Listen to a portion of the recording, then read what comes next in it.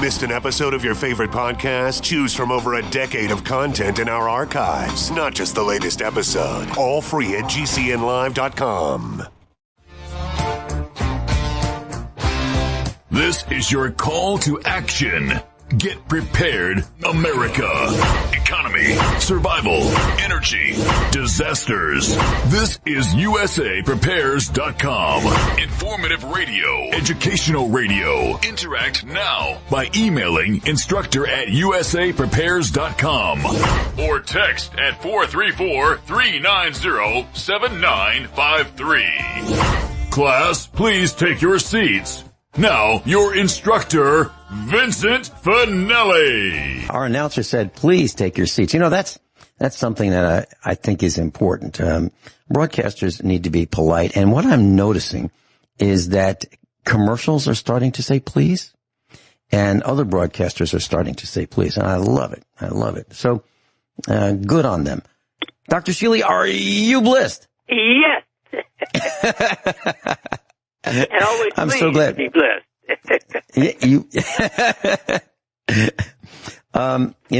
Rich Sheben doesn't like talking about cars very much.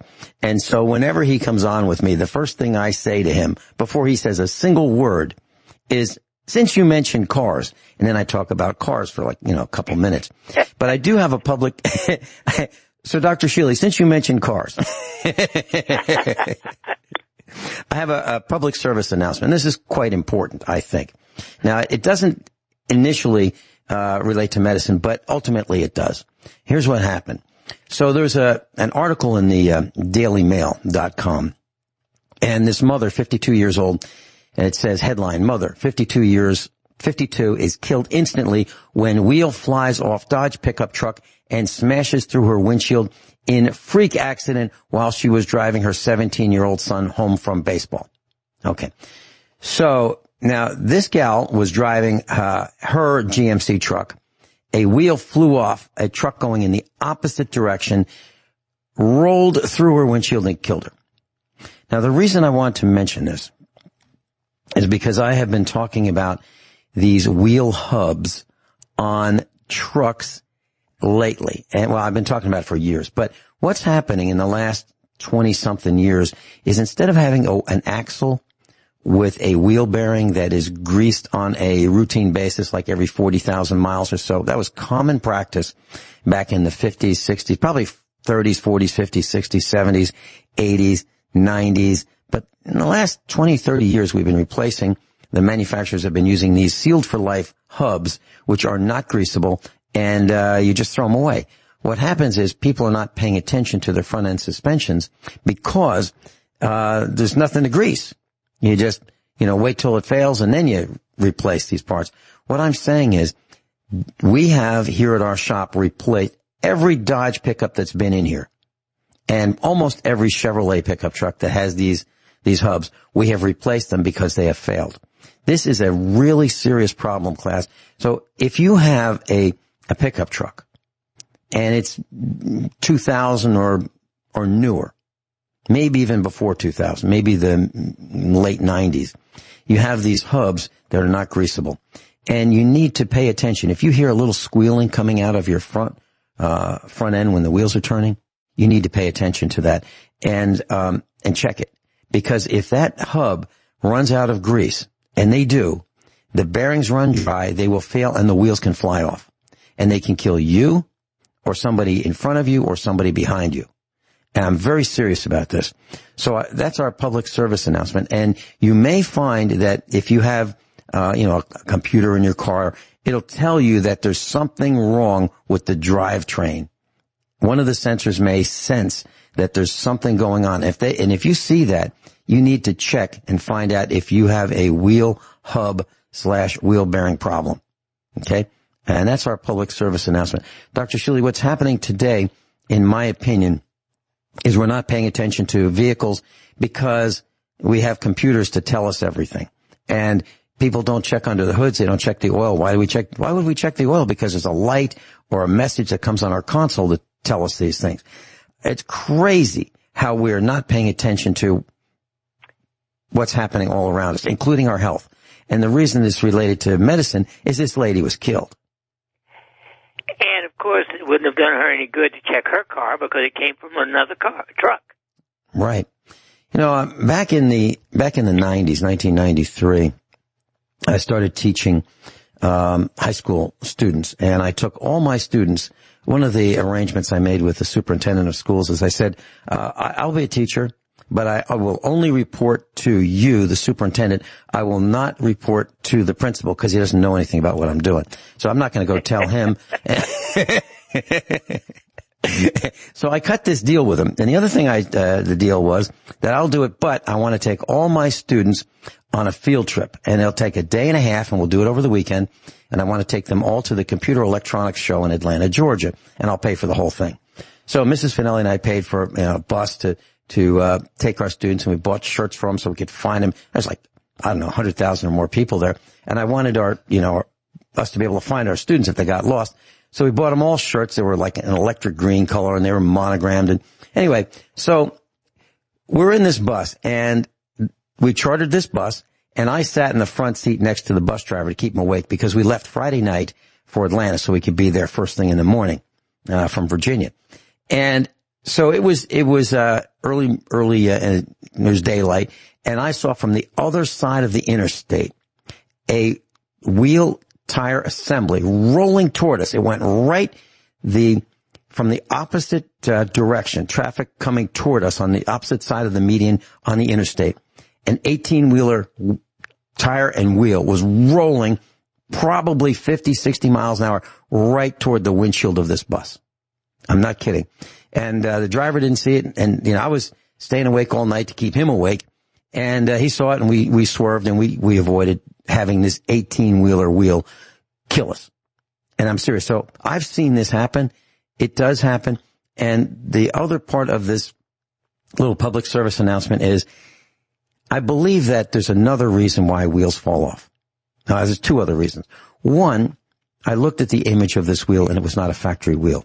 So when people put wheels on their pickup trucks, there's something called an offset.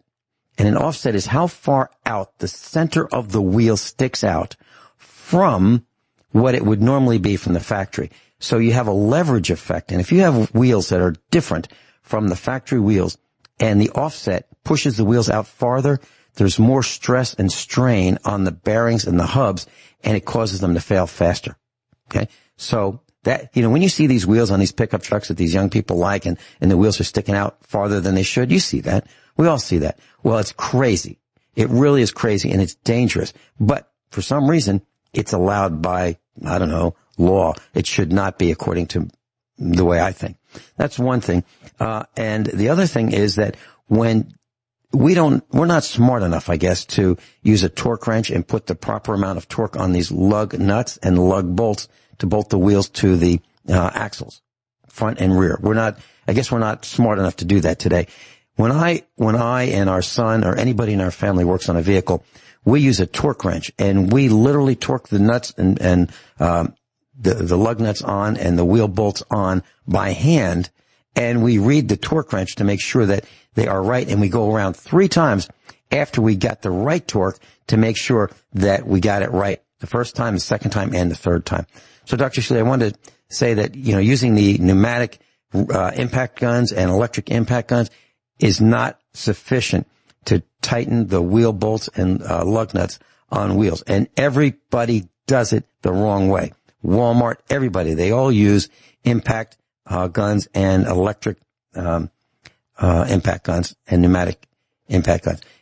Any comments? I don't know enough to comment. It just makes me hope that every time I get my car serviced, they know what to do. Okay. Well, here's what I'm talking about. I believe you've heard, you've bought tires, right? Yep. And you hear this hammering of, out in the shop, you hear this, rat-a-tat-tat-tat. That's the impact gun. They're using, either mostly pneumatic air-powered, impact guns to take the lug nuts off and to put them on. So they are not doing it by hand to make sure that the lug nuts are on right.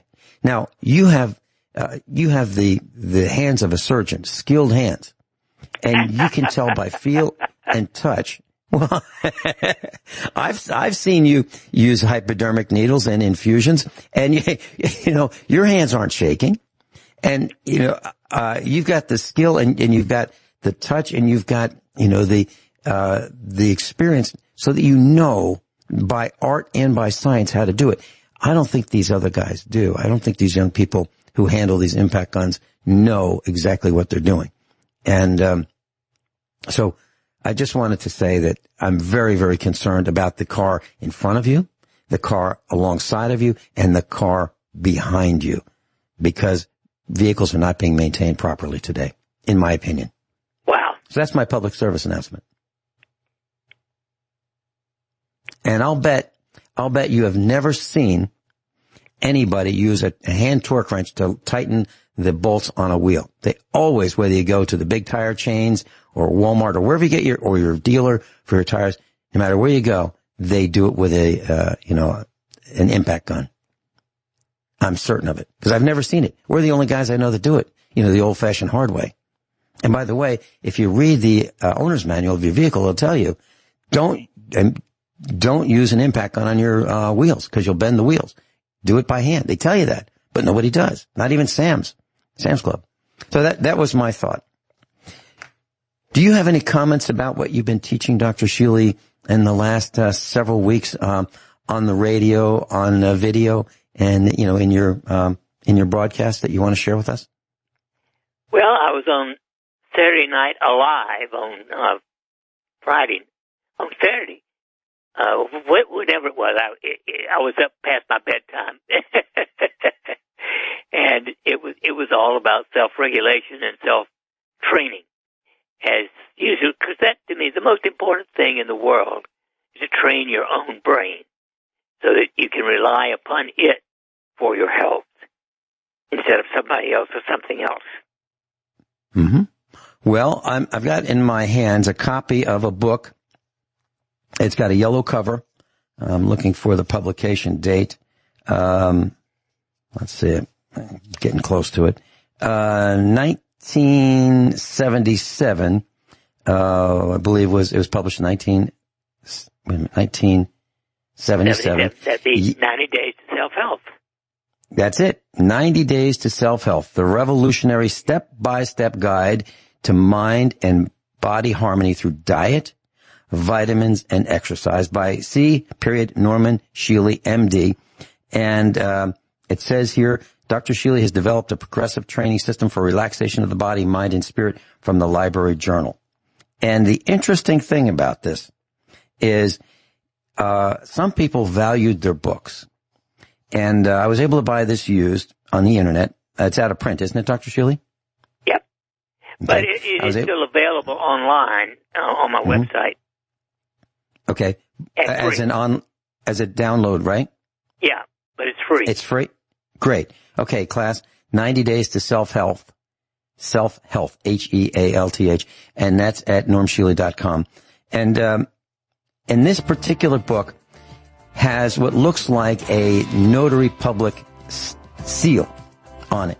And it says DCW, and that would be the initials of the previous owner. And it says, this guy was so proud of this book, owning it, that he stamped it with one of those real expensive seals, that, you know, raised seal, and he was an MD, or is an MD. So an MD bought and read your book, and I bought it from him. We'll be right back. Class, Dr. Shealy's with us, medical doctor, PhD, author, farmer, Native American medicine man, researcher, surgeon of the year, the most experienced person in most fields that I have ever had the pleasure to befriend. Dr. Shealy, you have on page 20 of 90 Days to Self-Health, you have the following sentence, quote, I could give examples of almost any illness you wish to mention in which the problem has been cleared up by the use of biogenic techniques. I could give you an equal number of examples in which the problem has been aggravated badly by a person's negative emotions. I therefore conclude that if all these symptoms and diseases could be caused by emotional distress, then controlling emotional excesses mentally, one can learn to control most symptoms and most disease processes, as however you would like to pronounce it. And I have not changed my mind in all these years since 1977. And so, Dr. Shealy, I believe what you're saying, and I don't want to put words in your mouth, but I'd like to kind of enhance these thoughts for our class, paint a mental picture, if you will. I believe you're saying that outlook is really important. If a person has a negative outlook, they're not going to be anywhere near as healthy as if they look at things on the bright side and have a positive outlook. Is that the meat of what you're saying? Exactly. You wallow in manure, you come out smelling.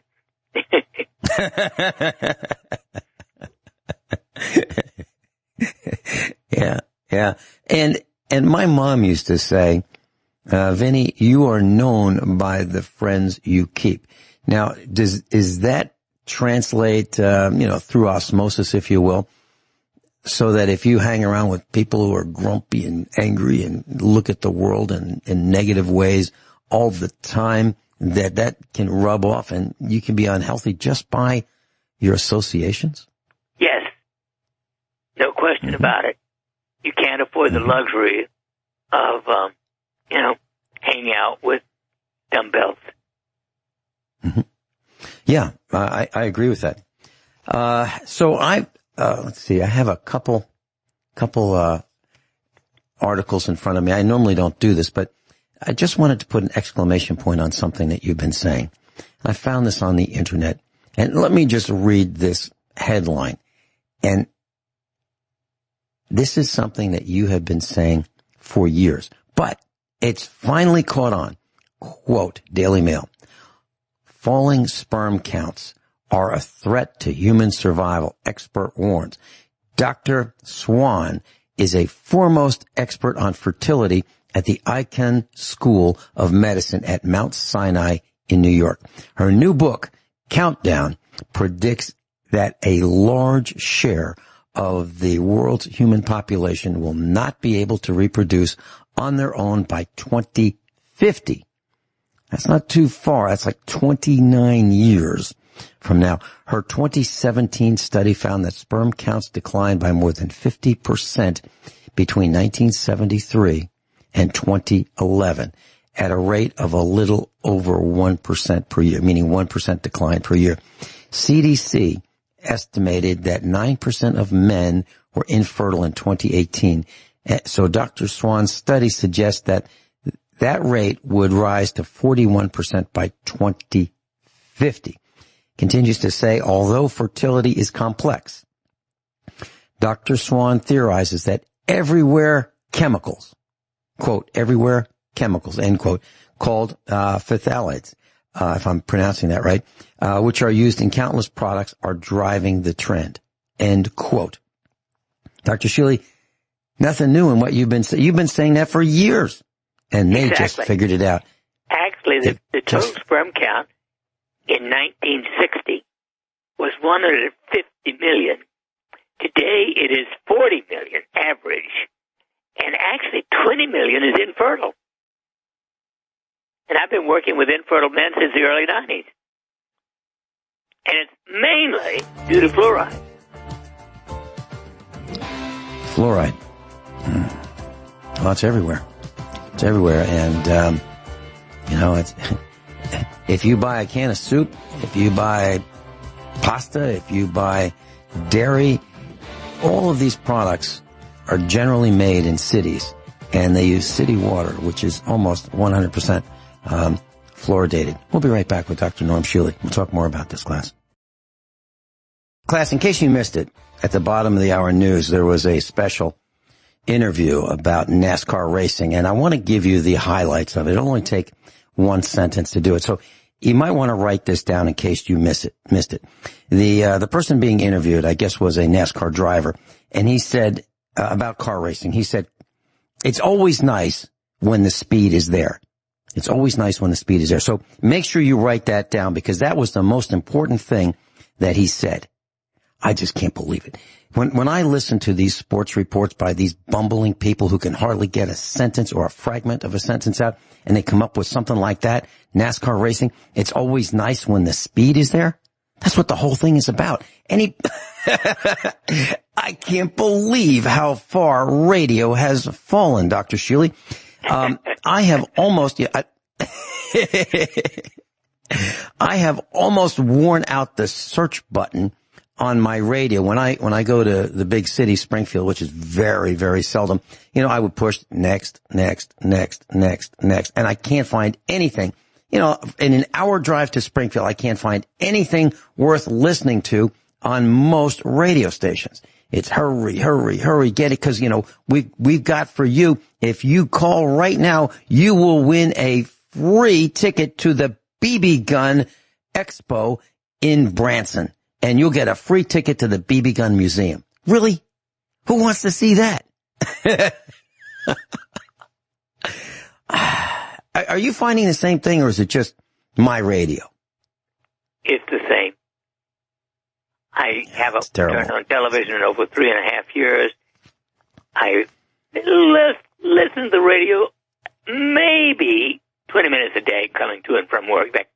Other than that, I don't pay attention to any of it. Mm-hmm. Yeah. And there's probably only one or two stations in Springfield that, might have something local information, and KICK is one of them. That's the one you're on that has local information. That's pretty much where it's at. So, Dr. Shealy, this thing about the sperm count, you mentioned fluoride.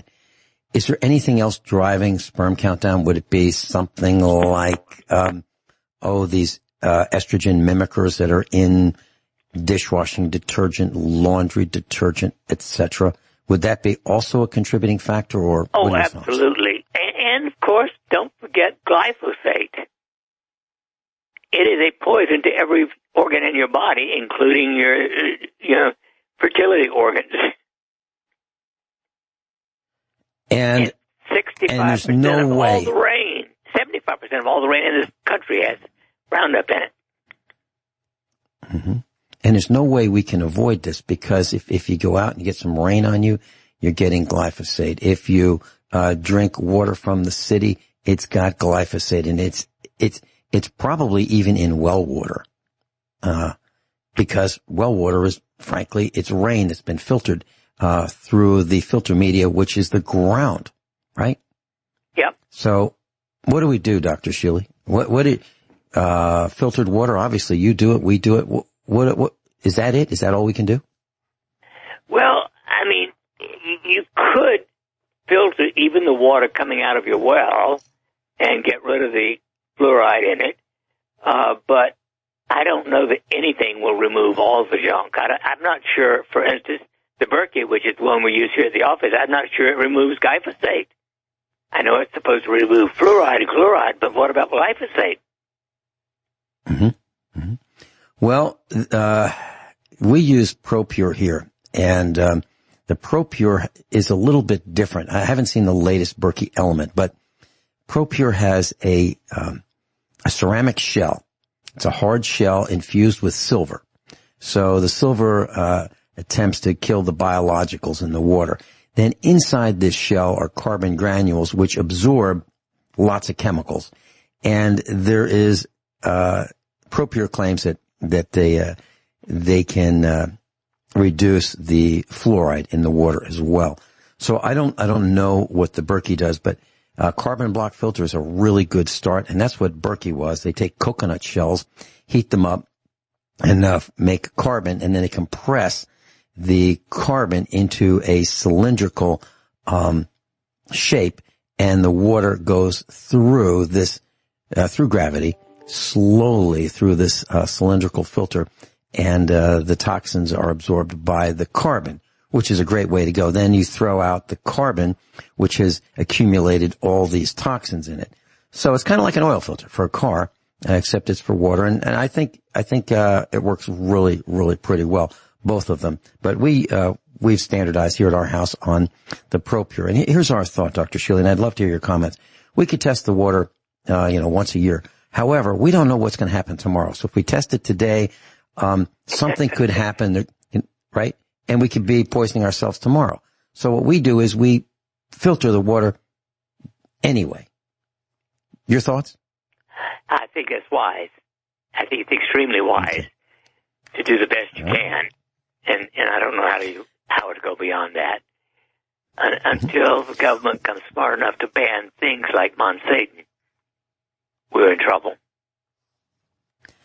And that was at the bottom of the hour news. There was a small report about Texas, and of course we all know that in Texas they lost the grid, power went down, and when that happened, those sub-freezing temperatures, the pipes froze, and when it warmed up a little bit, the pipes broke. So the infrastructure is busted in Texas, and lots of homes, and the damage is probably incalculable. It won't figure it out for years, all the damage that's happened because of the broken pipes and the people who've gotten sick and the people who've died from not having power. And what a mess. And then we have these government people saying, we're going to have to do better. Really? They should have done better before, not talk about doing better after. They always do this. They always say, we learned a lot. We're going to have to do better. We can't let this happen again. But they do over and over, because I think people who are in government are substandard. They're not very smart. They really aren't. Dr. Shealy, have you seen a real smart government type, regardless of level, top, bottom, left, right?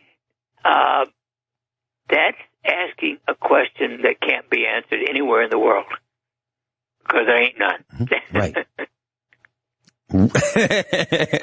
Well, I absolutely agree. I have not seen a government person that really knows much about anything. I remember sitting in a car with my truck with a government representative. He was elected. He spent 8 years in government at the second highest level in the state, and he voted for ethanol to be added to gasoline. And I looked at him. I was behind the wheel. I turned to him and I said, "Have you ever taken a science class?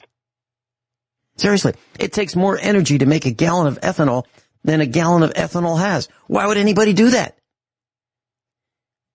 And, and I don't think he ever took a science class, whether it be 8th grade, 7th grade, 6th grade, 5th grade. I think he was sleeping.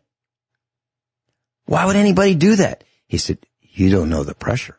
You don't know the pressure we're on." So I guess maybe someone had pictures or photographs or something, and they said, "Hey, listen, if you don't vote for this, we're going to tell.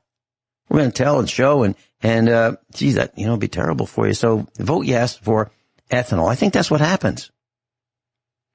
So I think if you use that as an example, I think that's why we have glyphosate. I think that's why we have no labels on our cans of food that say what's in it, or boxes, or and even colors, even food colors. I mean, why, Dr. Shealy, what are your thoughts about food colors and food? Well, let's put it this way: don't use them. I don't believe in them. I remember being artificial. I remember being in Aldi. I haven't been out for over a year. I wanted to mention that too. I haven't been to a supermarket, food store, big box store for like 14 months. And it's okay with me. I don't need to go. But I remember when I did, there was this young mother, and she was at Aldi, and she had her toddler in the basket seat of the shopping cart, and she was pushing it. And this guy had this little, kind of like a lollipop, a cross between a lollipop and what do they call those things that young children put in their mouth? Pacifier. Okay, it was like a pacifier with a ring on it, but it was like a lollipop also, and it was blue. And this young child, maybe 2 years old, 1.5, pulled this thing out of his mouth, and his entire mouth was blue. I mean blue, like navy blue, like a car might be painted navy blue. It was disgusting. And this mother obviously saw when she bought this that it was blue. She obviously saw that her son was wearing it all over his hands and face and tongue and mouth, his lips. Everything was blue, but obviously impervious to the understanding that this is dangerous. And there's no reason to have blue anything added to any food. So are we destroying our intestines with this, and stomach and esophagus and tongue, and what are we doing, Dr. Shealy, with this? Everything. All right. So from a physiological perspective, when we eat these dyes, red, blue, green, yellow, whatever they are, doesn't that get into our blood? Doesn't that get into our brain? Doesn't that get into our sperm? Doesn't that get into our ovaries? I mean, doesn't it? Absolutely. Poison. I know that at Easter time, some of the people who raise chickens will inject green and blue and red and yellow dye into the eggs. So when the eggs are hatched, you get blue chicks, and they grow out of it. But I mean, it's nuts. Well, have you ever seen those, Dr. Shealy, those multicultural chickens or chicks? It's part of what I call modern insanity. It is. It is insanity. Well, one of the things I got a whole bunch of things on the list, for, today's discussion. Do you have anything you'd like to go over before I, bring up some of these? Nope. Go ahead. Okay. So I made some coffee this morning, and, whoever gets up first makes the coffee. And, we have an electric coffee maker, and it's made by Black & Decker, and it's really simple. It's got a timer on it, but basically all we do is we put the filtered water in the canister. We put, I mix 50% or so, decaffeinated with 50%, ground coffee.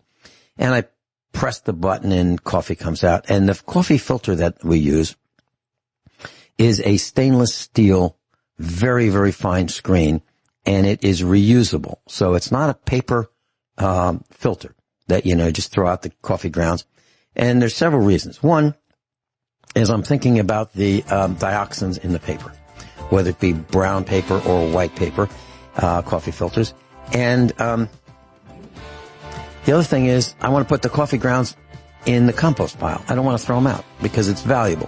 When we come back, would you share with us your thoughts about coffee filters being paper, brown paper, white paper bleached with dioxins versus a reusable coffee filter? What are your thoughts, Dr. Shealy?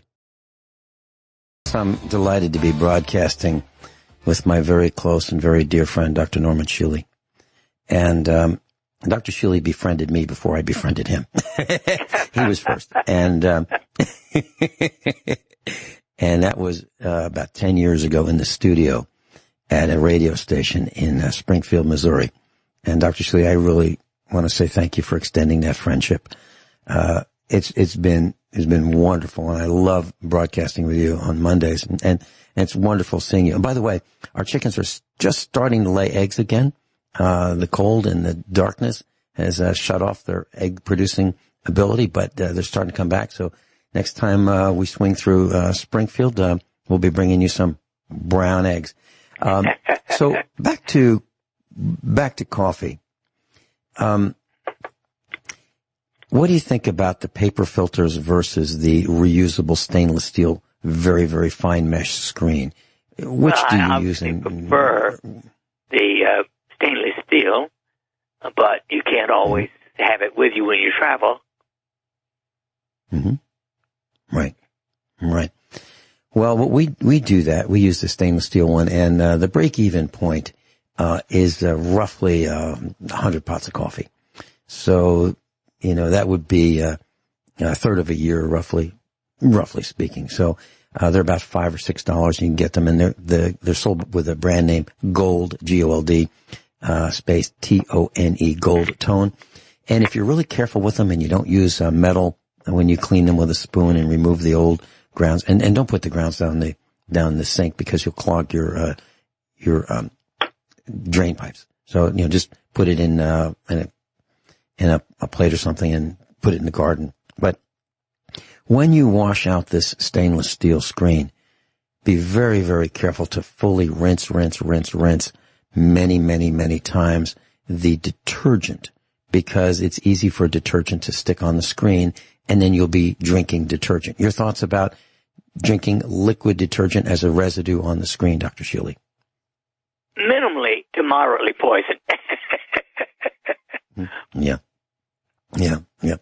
So what we do is we're very, very careful. We look in all the nooks and crannies and make sure that we rinse forward and backward, meaning we rinse from the outside of the screen inward, so that any lodged particles get removed. Now, it's extra work, but you will not be, poisoning yourself with the dioxins that come in the paper filters. Dr. Shealy, do you have a recommended coffee making type device, whether it be a percolator or a press or an electric coffee maker? Is there one that you like best?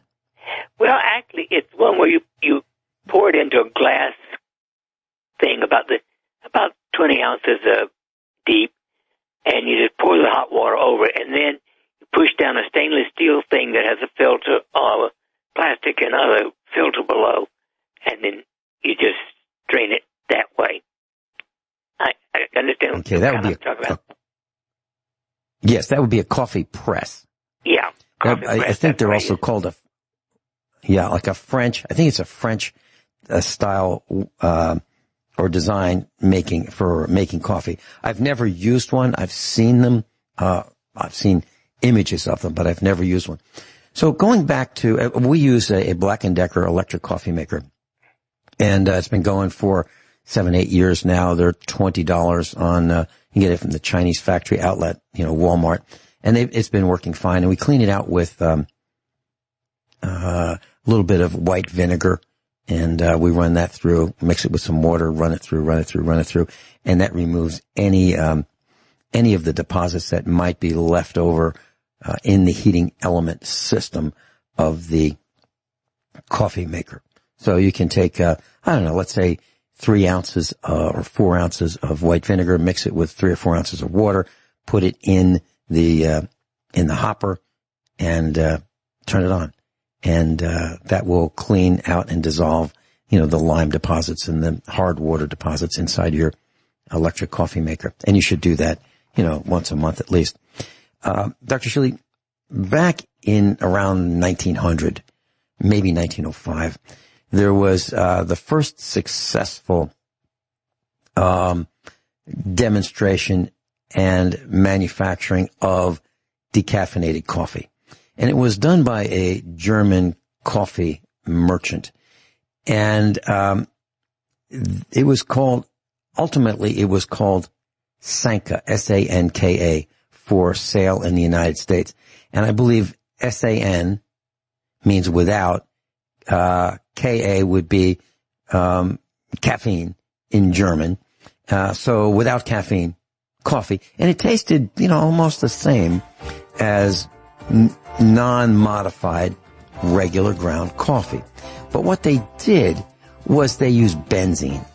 And so benzene is a chemical solvent, and they used that to have the caffeine be dissolved in the benzene.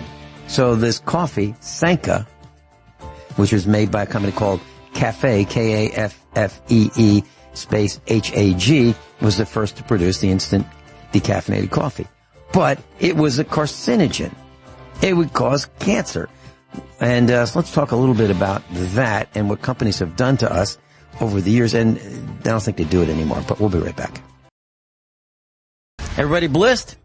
Dr. Shealy's with us. Dr. Shealy's in the front of the classroom. I'm Vin Finelli, hour number 2 of USA Prepare. So about this coffee and decaffeinated coffee, to continue the discussion, the original decaffeinated coffee was sold in the United States under the name of Sanka, S-A-N-K-A. And I remember the commercials in the 1950s, 1960s on television when I was growing up. And it was without caffeine, but they used benzene to decaffeinate the coffee. And now they use a effervescent type water mixed with carbon dioxide, which I think is way better. Dr. Shealy, are there do you have any thoughts about what we did to ourselves through thinking that, hey, we can have the taste of coffee without caffeine, but we didn't know that benzene was used and it was killing us. Any thoughts about that? Well, it's one of hundreds of thousands of chemical poisons that have been released into the atmosphere and environment in the last 60 or 70 years. So anytime there's a new one, expect sooner or later you'll find out there's poison in it. I remember working with some young people when I was younger and, just starting in the, after the university, going into the corporate world. And I remember having lunch with a group of people, and there was this one gal there that said, whenever they have a new product, she tries it, whether it's a new deodorant, whatever it was, she would apply it to herself. And I was thinking, why would anybody do that? Why have all these? Why? And, if you don't need it, sometimes people get sniffles and they take something for it. Aren't we better off just kind of toughing it out for the most part, Dr. Shealy? If we get the sniffles or if we get a cold, aren't we better, just vitamin C and toughen it out rather than taking these over-the-counter, D3 and vitamin C, the biggies. Yeah, symptom suppressors. Isn't that what these over-the-counter things are for the most part? Symptoms suppressors? Well, I just don't trust industry, period. Yeah. And so when you think about it, class, I'm sure those of you who are, in your 60s or more senior, remember these commercials for Sanka. And it was leading us to believe that you've got to be, crazy not to want to have decaffeinated coffee. But they never said that they were using a petrochemical to decaffeinate the coffee. And then what they did was they took the caffeine and sold that. So it's not like they flushed it. Hey, you can't fix craziness. Right. But we can try to remove it from office. Exactly. So Mrs. Finelli said, would I please ask Dr. Shealy this? She was reading a story and it was eggs. The latest study says that they can shorten your life if you have as little as 1/2 an egg per day. Now, Dr. Shealy, what are your thoughts about eating eggs and shortening your life? Yet. One of the single best foods for your brain is egg yolk. And 1 or 2 a day, in my opinion, is great. And okay.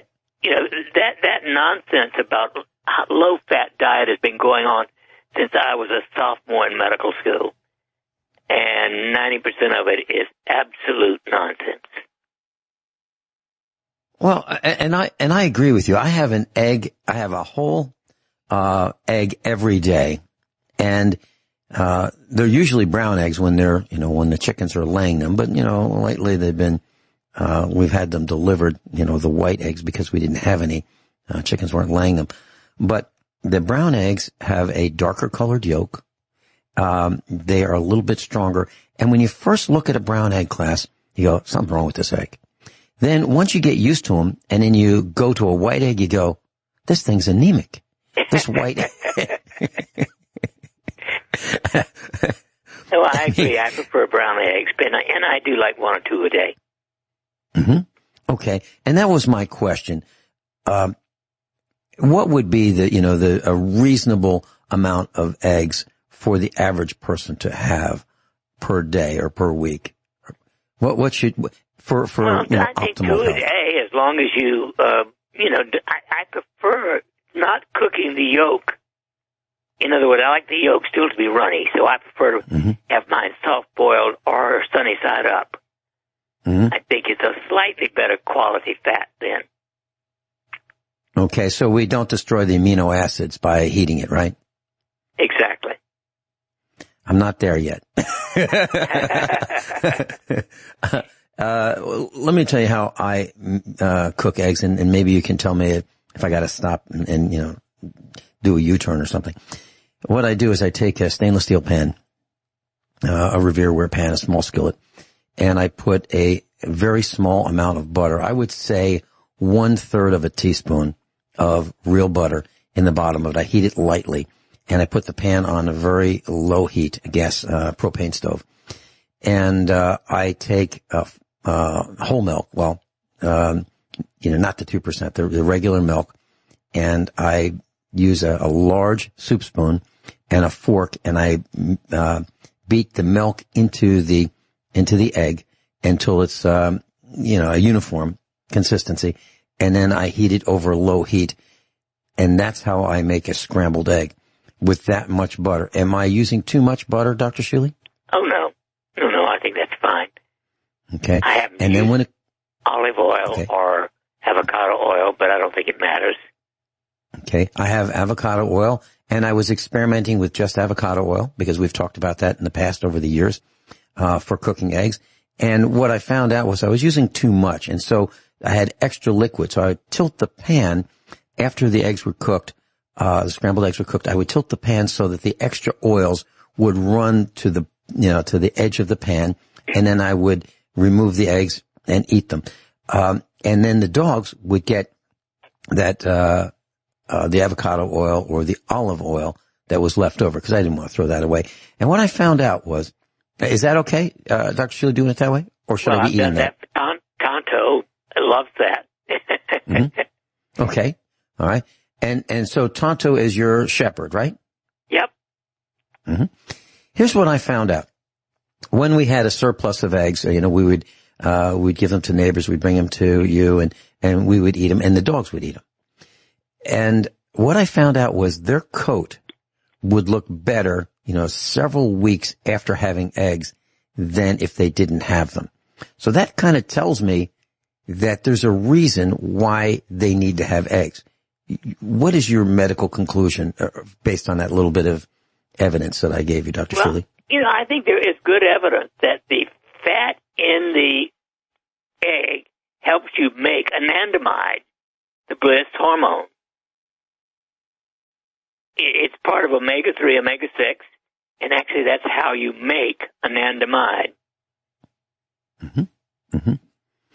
Okay, so 1-2 eggs a day, just fine, and my take on cutting to the chase is that these studies that say eggs are going to kill you is nonsense. Is that right? Well, yeah, I think the low-fat diet in general is part of the greatest scam in history.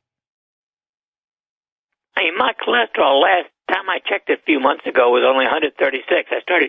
I actually added a tablespoon of coconut oil and a tablespoon of avocado oil every day to my diet. Mm-hmm. Mm-hmm. Yep. Going the opposite direction from what most people are being told. And yep. What about these stories that say you should not eat the yolk of the egg, only the egg white? Is that as dumb as it gets, or what? That is beyond dumb. It is actually depriving you of the most important part of the egg, the yolk. When I was growing up, my dad said a couple things.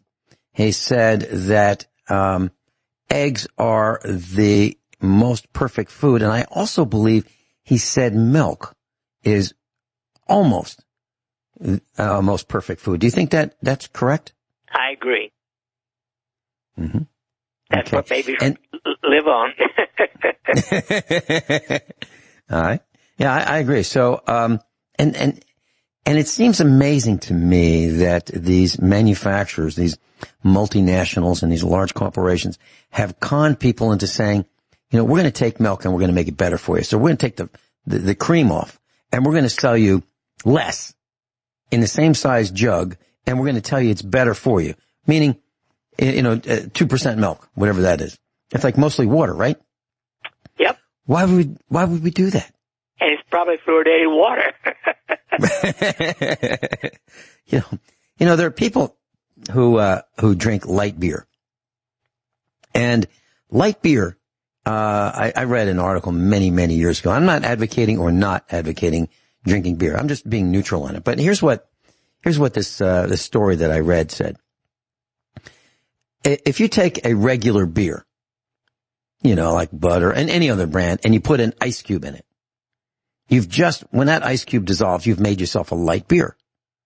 So why would people buy a light beer? Why not just buy a beer?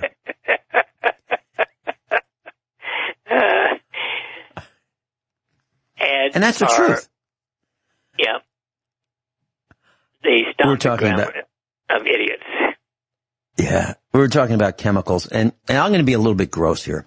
I don't mean to be, but I don't know how else to do this.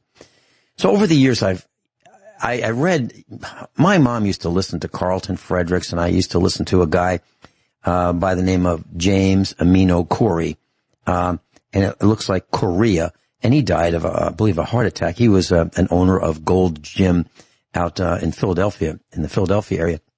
And I believe it was he who said that you should change your soap, in the shower or in the bathtub, once a month, because the bacteria on your skin becomes used to a specific soap, and the bacteria will not be killed by the soap as well if you switch to a different kind of soap. So once a month I'll switch. And here's what, right now I'm on Yellow Dial. Now, this is Dial soap, and it's a yellow bar. And why? Because I probably bought 100 of them.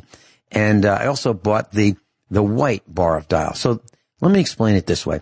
The yellow bar is called Dial Gold, and it feels different. It feels, slippery. The Dial that's in a blue wrapper is actually a white bar of soap, and it doesn't feel slippery. What I've noticed is when I use this yellow bar of soap and I use a white towel, I've been using the same bath towel since the 1970s, believe it or not. And what I find out... Twice, I hope. Oh, sure. But here's the interesting thing. We try to make everything last, Dr. Shealy. We try to buy quality. And by the way, there's a company called Canon Towel Company, or Canon Textiles. They're out of business. That was a top-of-the-line, great company. I guess they were so good that substandard companies, the cheesy companies always beat up the good companies. And you can look at Jaguar, and you can look at all the great labels, and they're not doing so well compared to Kia and Hyundai and, the rest. But I'll tell you about the soap and the white towels when we come back. Class, Dr. Shealy's with us, Norm Shealy, normshealy.com, NORMSHEALY.com. Telephone number for the clinic, 417-351-5221, 417-351-5221, and that's in the Central Time Zone, Springfield, Mo. And if you'd like to call for an appointment, a consultation, that's the number to call. The website, Norm Shealy, NORMSHEALY.com. And you can sign up for the free newsletter, and you can also, when you do that, you'll get an invitation and a reminder to tune into his weekly broadcast with Dr. Sergey Sorin, his medical associate at the clinic. Amit will be with you in Massachusetts in just a minute. I wanted to finish the rest of the story about the towel. So I've been using this white towel, or a set of white towels, since like the 70s. And I changed the soap that I use, Dial Yellow, which is Dial Gold, and there's one in a blue wrapper, which is a white bar of soap. And what I've noticed, Dr. Shealy, is I use the soap the same way. When I get out of the shower, I dry off, and I'm pretty experienced at drying off. I've been doing it for, roughly 68 years. And what I've noticed is that with the yellow soap, the yellow Dial Gold, the white towel turns brown, except at the very extreme corners where that doesn't touch my skin. Now, the whole point of this, Dr. Shealy, is this. Because it's yellow, it dyes the towel brownish tan color. And that tells me that I'm not getting the soap off me when I wash, and rinse, and it's being transferred to the towel. So the conclusion that I'm drawing is that I'm poisoning myself because I can't get these chemicals off my skin, which also, if we connect the dots, it's washing dishes without, rubber gloves, like latex rubber gloves, so thin you can pick up a dime, as they used to say. What do we do? Am I killing myself by washing with soap? I have no way of knowing, but I don't like it. It sounds as if it ought to wash off totally. It should. Right. You shouldn't have a nanogram of soap left on you after you've rinsed off. Right. Now with the white soap, I don't see it because it's a white cloth towel. Okay. So I don't see white on white, but I do see this yellow, which translates to kind of a tannish color, light brown. And it's striking. If anyone saw this towel, they would say, those guys don't wash their towels. It's literally, those guys don't wash their towels. But it's not true. We wash towels all the time. And it's only with this dial soap that I see this. And we have a loofah, we grow the loofah, and it's like that, you can, scrub your skin with it. So it's not like I don't try to get this off with the loofah. I use loofah, I rinse with water, rinse, use loofah to, extra scrub the soap off, but I don't get enough of it off because it still transfers to the towel. So the whole point I'm trying to make here, Dr. Shealy, for our class to understand is unless you really see things like this, you don't know that this is happening to you. You don't know that you're poisoning yourself with these estrogen mimickers, and whatever else this is. And why is it dial soap have to be yellow anyway? Why? So, all right. Any comments before I click on Amit here in Massachusetts? All I can say is amazing. Okay. So, class, be really careful. And if you use pink soap, you probably have a pink towel. Amit in Massachusetts. Good morning, Vincent, and good morning, Dr. Shealy. Good morning. The context has changed a little because I called a little late. I have a couple of questions about milk, but before that, it just came to my mind about what Vincent is reporting, is that these soaps claim to have moisturizers, this skin lotion, that emollient, so on and so forth. So they may be adding some chemical to keep it sticking to the skin so that their claim or assertion or the advertising spiel, so to speak, is truthful or, as they say, truth in advertising. So that may be causing it to stick despite you're trying to rinse and free it, say a shower or something like that. So that was first one. And the second one was that I have read that many people become lactose intolerant as we age. And the second thing is that homogenization makes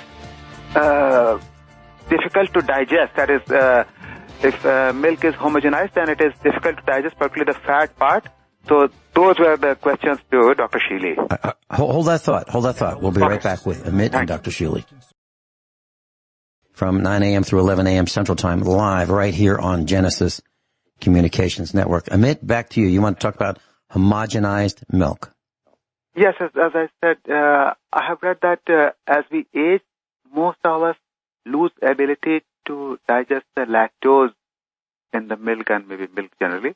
And the homogenization process makes the fat to be digested well, and the body then begins to store it in wrong places.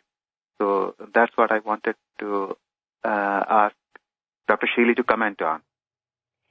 Well, the evidence is mixed, in my opinion. There's, everybody is unique and individual.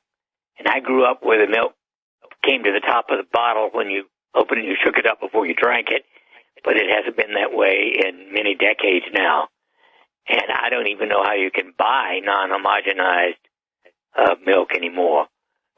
But in general, for the average person, I don't think it interferes a great deal. That's what I find hard, that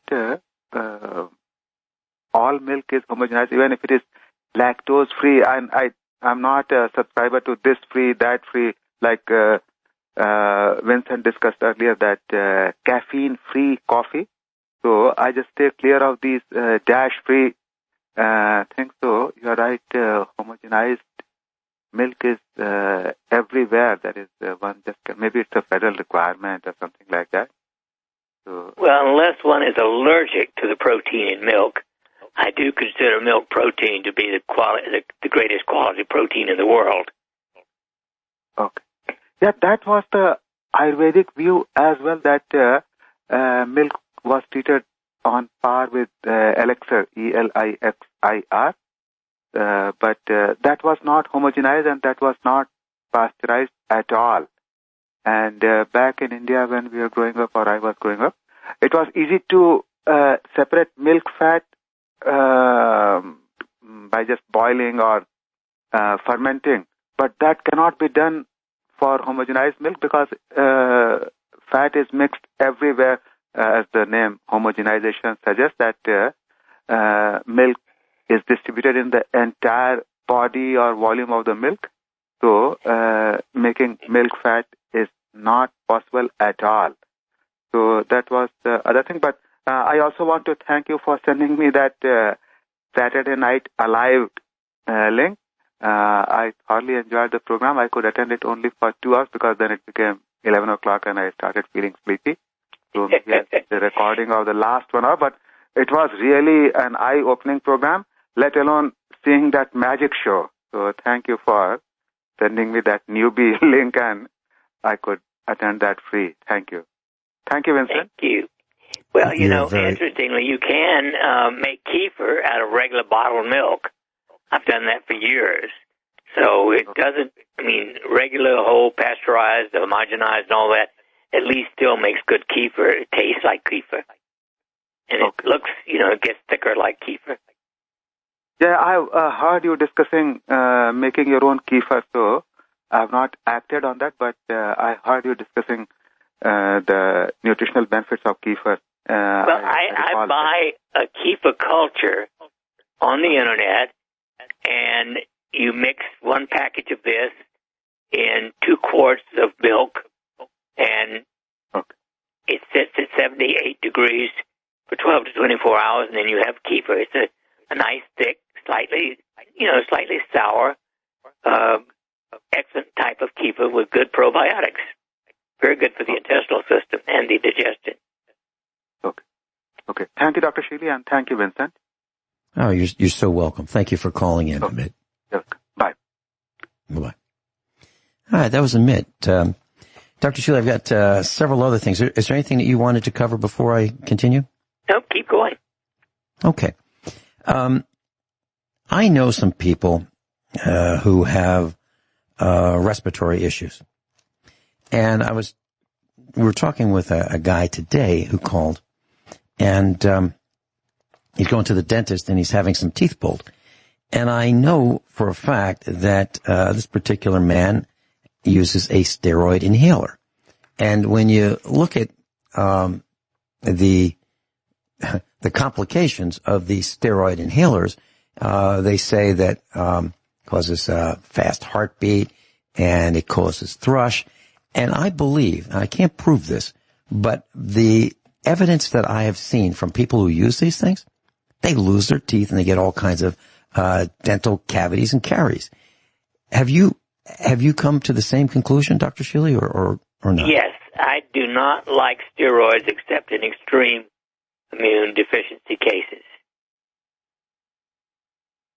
And so what and I understand there's a purpose for steroids, and some people who have contracted COVID, they'll die without them because of the massive inflammation.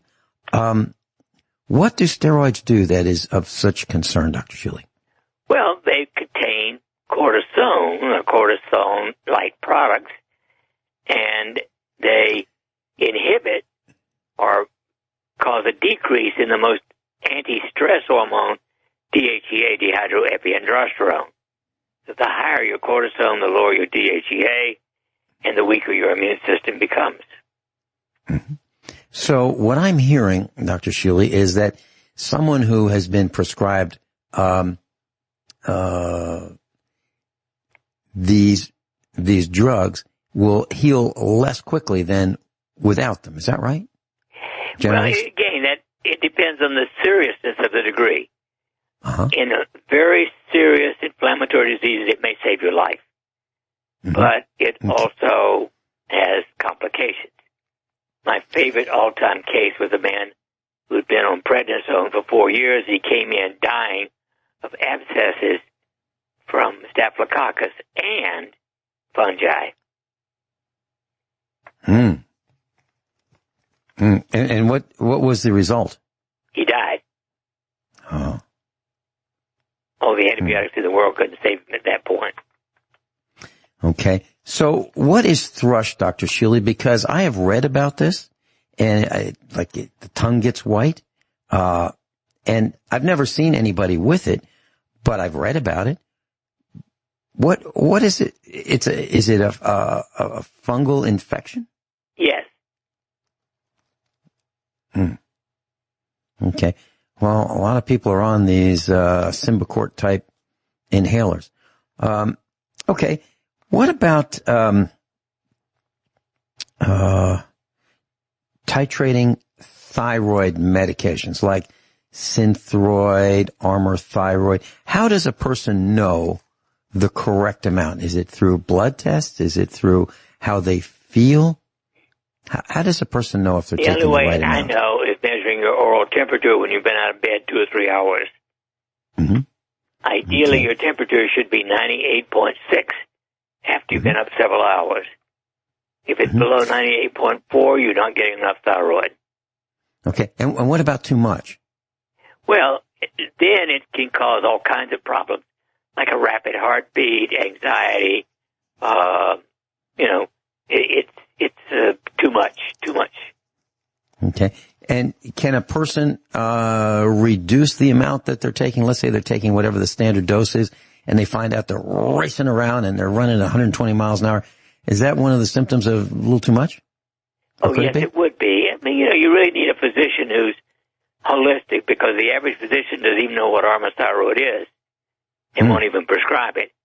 And yet it's been around longer than any other replacement for thyroid and in my favorite. Okay. Vitamin B complex. Is it possible? Well, I mean, I guess anything's possible, but I mean, within reason, can a person take too much vitamin B complex? Yes. Because I take, okay, what happens and how do we know? Well, it can, especially B6 in excess, can cause real problems with the kidney. It can cause kidney stones. You can take 1,000 milligrams a day of B6 for a month and 500 for a month, but after that, anything above 100 is toxic. That's using carpal tunnel syndrome. Those large doses for a short period of time. All right, I'm looking at your Dr. Shealy's Essentials, and vitamin B6, 25 milligrams. Right. So, okay. So, and that says serving size 2 capsules. So does that mean 2 capsules would be 25 milligrams total for 2? Yeah, right. 12.5 milligrams per capsule, yeah. Okay. So what would be too much? Well, over the long time, anything over 4 a day. Okay. But 4 a day would be safe. Okay. The average adult. And mixed with, or not mixed with, but taken at the same time as your youth formula, which is your vitamin C, which is serving size 4 capsules, and that would give you 2,000 milligrams of ascorbic acid and 1,000 milligrams of MSM and 60 micrograms of molybdenum. What would be too much of that, Dr. Shealy? Well, again, for the average person, you could probably take 8 a day safely, as long as you took 4 a day of the essentials. Okay. So for the essentials, I've got maximum, and my annotation is DRSE, as in Dr. Shealy's Essentials, and then YF is my annotation for youth formula. And was that 8, did you say? Yeah, that would be, the upper limit. Okay. And that's what I take. And I got to tell you, it's working great. I mean, I am so impressed. And by the way, Dr. Shealy, I use your PEMF device every day. And I'll just get gross and say this. I think I had a massive inflammation in my chest. And I coughed up this thing. And it was the size of an early pea, green pea. I coughed this thing up, and my chest pain went down to like almost zero. And I'm wondering if I inhaled a bug, like a fly or something, months ago, and it was causing all kinds of inflammation. And it was awful. Absolutely awful. Can something like that, an aspiration in the lung, make you, just like a fly or a gnat, can it really make you sick? Well, yes, it would. It is. It would have all kinds of bugs and negative things in it. Well, flies actually germinate in manure. Mm-hmm. Well, I followed your protocol of the Dr. Shealy's Essentials and the Youth Formula and the beta-glucan and the taurine and the turmeric curcumin complex and it worked. It absolutely worked. So I just want to let you know, class, seriously, this is not a commercial. This is an endorsement. I followed Dr. Shealy's protocol, and I suggest you consider it as well. And if you need it, give him a call, 417-351-5221. Dr. Norm Shealy is with us, normshealy.com, NORMSHEALY.com. Dr. Shealy, I have, when we built our house, I wired it for pretty much everything, thousands of feet of wire in our house. And in many of the rooms, like we'll call it the living room, the kitchen, bedrooms, office, etc., have wiring for music, speakers. What are your thoughts about soft music in the background, like classical? I'm not talking about hard rock and music that'll wind up your heart rate. I'm talking about soft music. Any thoughts about having that going on in the background during daytime hours? I think it's good. Unless it interferes with your ability to function. I wouldn't like it in my office, for instance, because I got to talk to patients. But in the background, it does calm the brain, the mind, etc. No question about it. Okay. Next quick question. We've got Glenn on hold in Michigan. Next question. Adding ultraviolet light to the ductwork of a heating system, considering bacteria, mold, COVID, and prevention and killing some of these biologicals that are floating around in our heating systems. What are your thoughts about that, adding ultraviolet light? I love ultraviolet light. So you got to be careful because if you look at it directly without sunglasses on, it can actually, burn your eyes. But even when I was in medical school, in the operating room at Duke University, they had constant ultraviolet light. They had sterilized the air. And I'm a great believer in ultraviolet. Okay. Class, you've seen these? They hang on the wall in restaurants and kitchens at restaurants and sometimes fast food joints. If you've ever been to one, you'll see these kind of an eerie blue light, inside a cover, but has a filtering lens on it. But that's what we're talking about. Glenn in Michigan, welcome. You're on with Dr. Norm Shealy. Thank you, Vincent. Thank you, Norm, for taking my call. I had one question and one comment. I want to circle back just a few minutes. I've suffered from lactose intolerance since I was 15, maybe even 12 years old. Can't drink milk, can't eat ice cream, anything. What is the cause of it? Is it ethnicity based or is it lifestyle based? It is an actual, some genetic defect, I believe, or damage to your immune system that makes people extremely allergic to milk. It can happen to anything, of course, and unfortunately milk is one of those possibilities. All right. My comment now is that I'm of a Mediterranean ethnicity, and I have been, you call it kefir, Middle Eastern people call it leaven, and then the cheese part is Lebanese. Now, when I make a yogurt, which we call leaven, we just take a gallon of milk, whole milk, boil it, let it cool down till you can stick your finger in it, stir a couple teaspoons of active culture in it, and put it in a place where it's undisturbed for 4 or 5 hours, turns into yogurt. You get a whole pot of yogurt out of a gallon of milk for nothing. Then we make a cheese out of it by placing it in cheesecloth, hang it over the sink, let it overnight. Then we have what you call kefir cheese, if I'm correct. Great. It's good that does help produce probiotics that are good for your intestinal system and digestion, etc. Right, but the thing I'm curious about is that I can that's edible for me without a lactose problem. So what is the reason? Well, the lactose has actually been fermented. It's been used up in the fermentation process. Okay, very good. That's all I wanted to say. Good. Oh, great. Thank you for calling in. Thank you, Glenn. Okay. Bye-bye. Bye-bye. Dr. Shealy, in your practice, have you noticed that things have changed in the last 14 months or so in medicine as a result of COVID, the way things are done, what people are asking for, maladies that they may have? Have you seen any changes? Oh, yeah, lots and lots and lots of changes. And, of course, one of the most common things that people come to me for is, how can I get rid of this mask?